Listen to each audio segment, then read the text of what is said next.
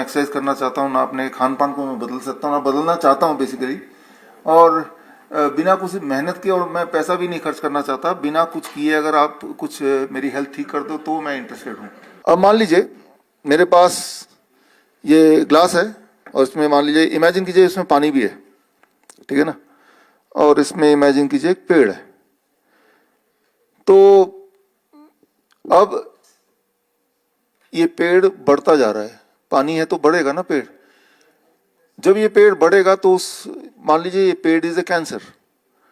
अब मैं बोलता हूं कि अच्छा कैंसर है, ये ट्यूमर है, तो ऐसा करो कि इसको काट दो।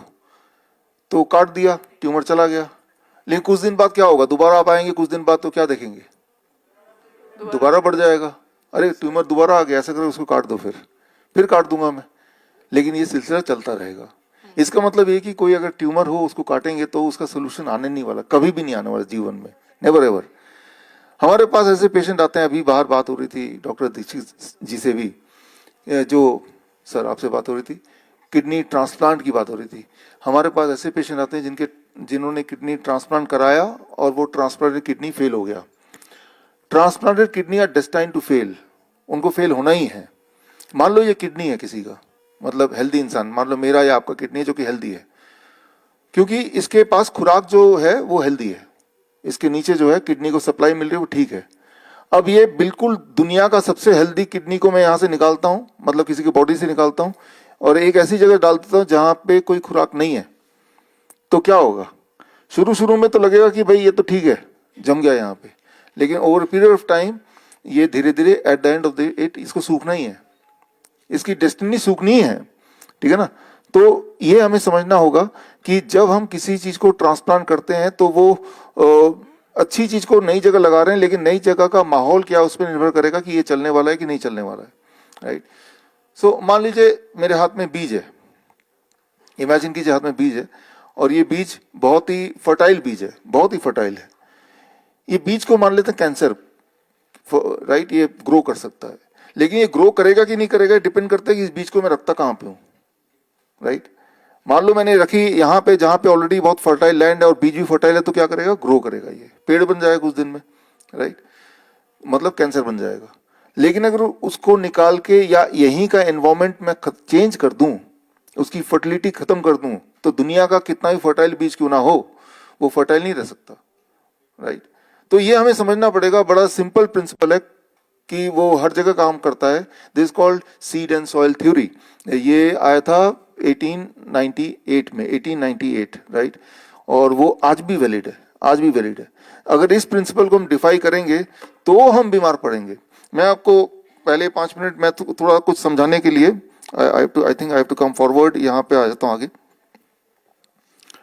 अब मान लीजिए क्या नहीं करना है, इस पे हम, हालांकि ये डिबेटेबल है आप में से बहुत लोगों के लिए, मुझे तो क्लैरिटी है तो मैं अपने हिसाब से समझाता हूँ। What we see in our hospital, हम पहले तो ये है कि हमारे हॉस्पिटल में like any other hospital people come with बहुत मोटा सा एक रिकॉर्ड लेके आते हैं, अपने रिपोर्ट्स लेके आते हैं, बोलते हैं भाई क्या प्रॉब्लम है, तकलीफ क्या है, तो उसका तकलीफ है कोलेस्ट्रॉल बढ़ गया, यूरिक एसिड बढ़ गया, क्रिएटिनिन बढ़ गया, यही सारी तकलीफ है। लेकिन ये तकलीफ तो रिपोर्ट में है ना, उसको तो क्या थोड़ी ना वो तकलीफ, right. Try to understand you are not your report, first of all. आप और आपकी रिपोर्ट दो अलग चीज भी हो सकते हैं, कहीं कहीं मैच भी कर सकता है, कहीं कहीं मैच नहीं भी कर सकता है। अक्सर it is very common for me to see patient या सो कॉल्ड पेशेंट, और पेशेंट है भी नहीं हमारे हिसाब से, वो आता है बहुत ही डरा हुआ, उसके पास रिपोर्ट है, किस चीज का क्या है, आपको क्या तकलीफ है, कहते हैं मैं cancer 4th stage cancer patient हूँ। देख के तो कहीं से नहीं लग रहा, नहीं सर रिपोर्ट में तो यही बोल रहे हैं, रिपोर्ट तो यही कह रही है।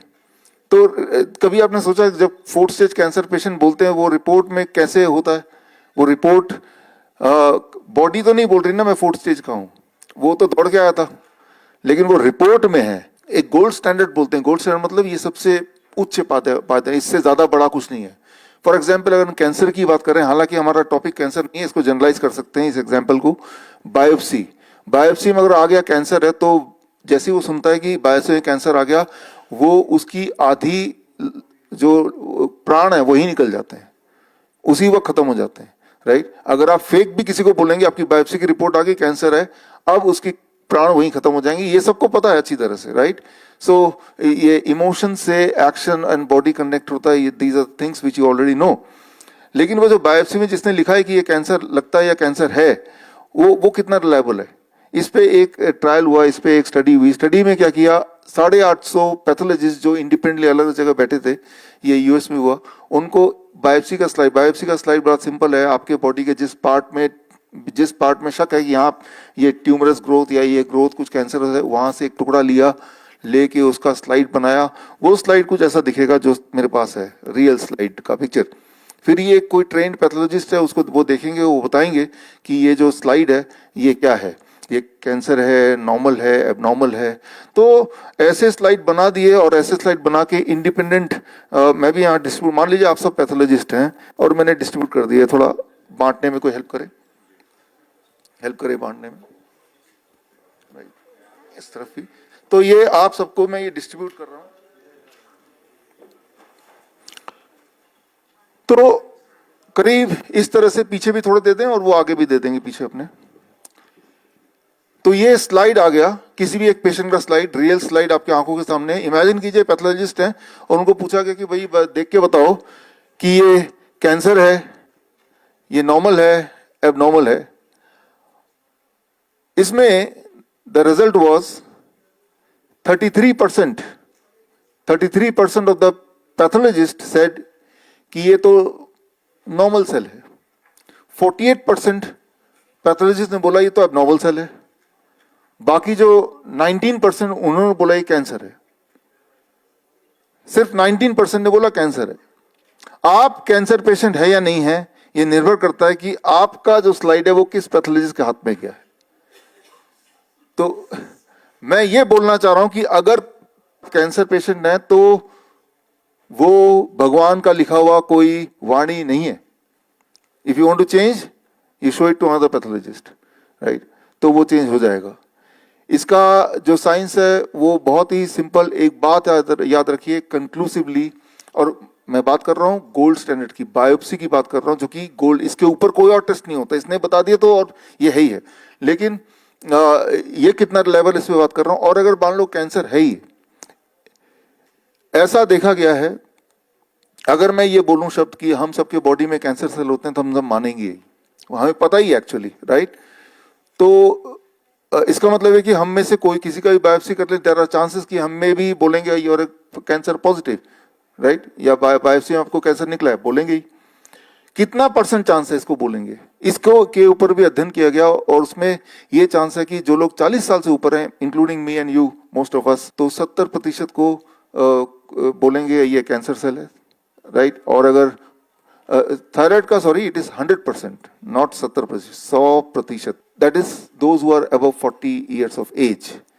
ये सारे जो मैं आंकड़े दे रहा हूं या आगे जो बताऊंगा, ये आपको रिटर्न में देके जाऊंगा। तो मैं सिर्फ इतना बोलना चाह रहा हूं कि जो रिपोर्ट में आती है उस पे शक करने की जरूरत है, उस पर रिलाई करने की आवश्यकता नहीं है, क्योंकि वो एक तुक्का ही है। That's what we have been observing in our hospital. For example, बात शुरू हुई थी पेट स्कैन से। पेट स्कैन में रिपोर्ट में आता है कहीं कहीं चमकीला दिखते हैं, जितनी जगह दिखेगा उतने number of cancer. 3rd stage अगर 3 जगह दिखा, 4th स्टेज अगर 4 जगह दिखा। वो चमक कैसे बनती है, एक लाइन में बोले, इस वक्त आप जिंदा हैं, आप बैठे हैं, मैं खड़ा हूं, क्योंकि हमारे बॉडी की हर सेल को एनर्जी उपलब्ध है, ग्लूकोज मिल रहा है, उससे एनर्जी बन रही है। जो सेल ज्यादा भूखा होगा ज्यादा ग्लूकोज खाएगा, ये भी एक लॉजिक है, हमें पता ही है।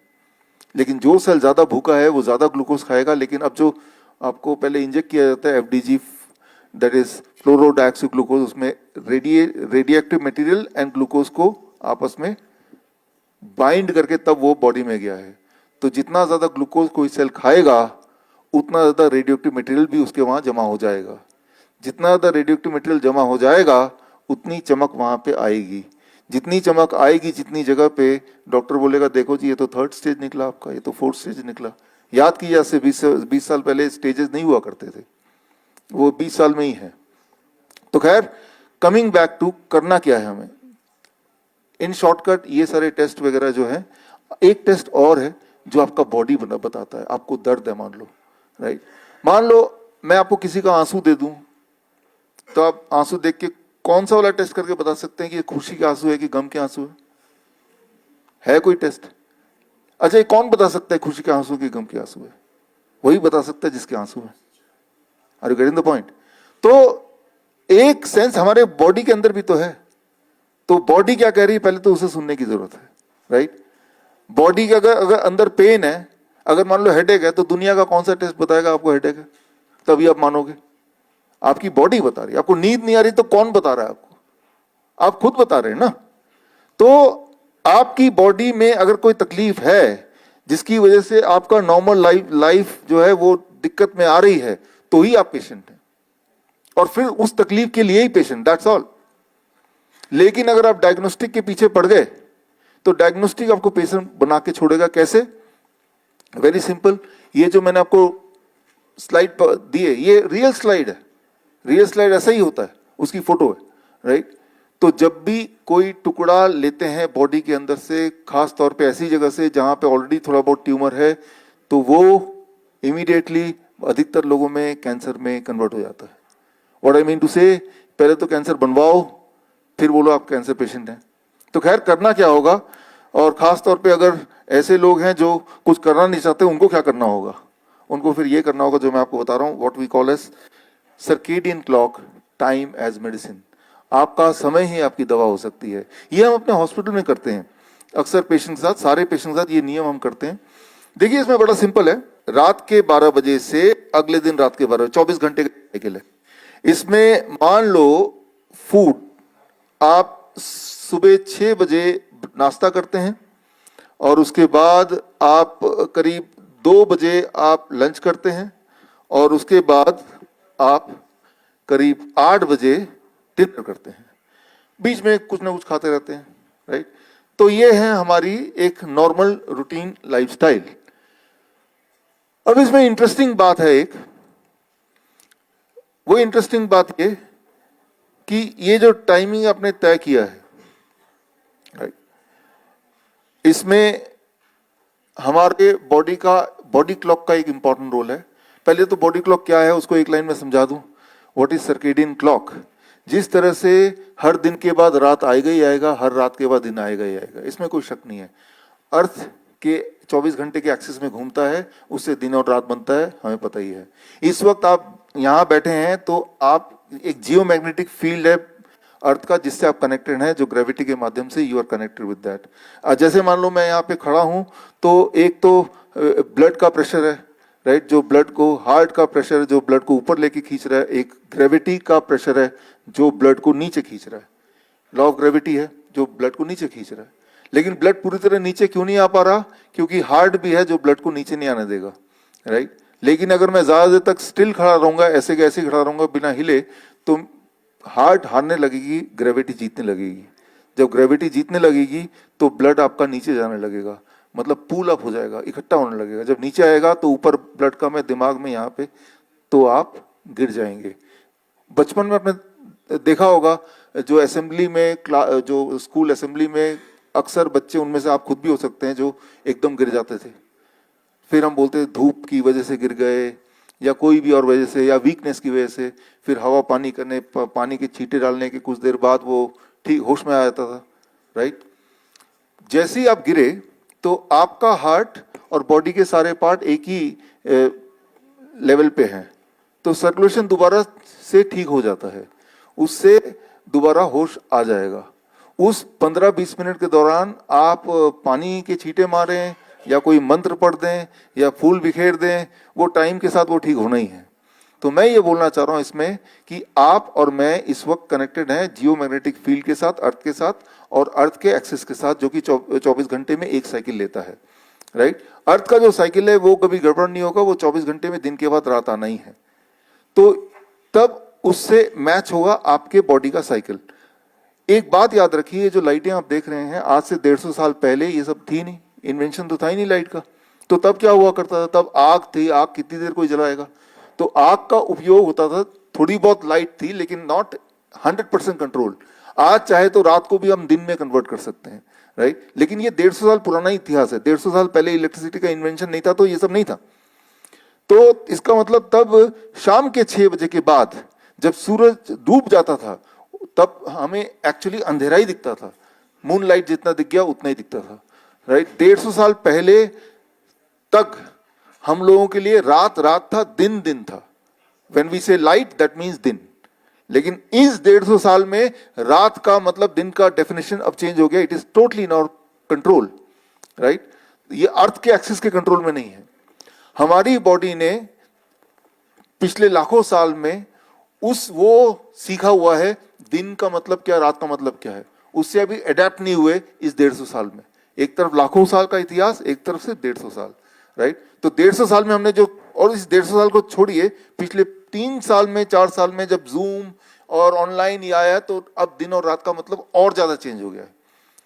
तो बीमारियां क्यों बढ़ रही हैं? क्योंकि हमारा जो बायोलॉजिकल क्लॉक है वो 2 लाख साल पहले वाला है, और हमारा जो एक्चुअल रियलिटी में हम जो कर रहे हैं it is different from that.